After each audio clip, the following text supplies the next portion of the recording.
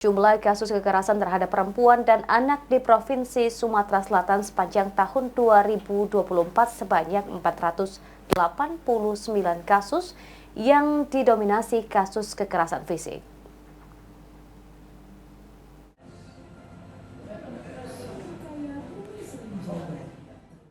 Sepanjang tahun 2024, di seluruh kabupaten dan kota di Sumatera Selatan, berdasarkan data Simponi milik Dinas Pemberdayaan Perempuan dan Perlindungan Anak (PPPA) Provinsi Sumatera Selatan, ada sebanyak 489 kasus kekerasan di Sumatera Selatan. Jumlah tersebut alami peningkatan jika dibanding periode yang sama pada tahun 2023. Laporan kekerasan di Sumatera Selatan paling banyak terjadi di Kabupaten Ogan Ilir dan sebagian besar merupakan bentuk kekerasan fisik. Kepala Dinas PPPA Sumatera Selatan, Fitriana mengatakan, laporan yang diterima melalui data Simponi hanya sebagian kasus kekerasan yang terverifikasi terhadap perempuan dan anak yang terjadi di Sumatera Selatan.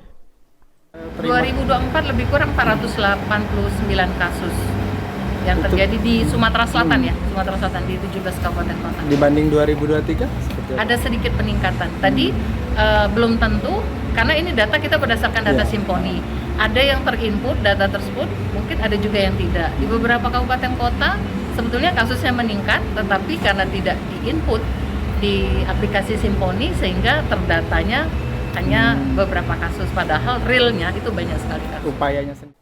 Ditambahkan Fitriana, pihaknya terus berupaya dengan melakukan pendampingan melalui advokasi dan sosialisasi untuk meningkatkan pencegahan kasus kekerasan terhadap perempuan dan anak di Sumatera Selatan. Egi Saputra, PAL TV.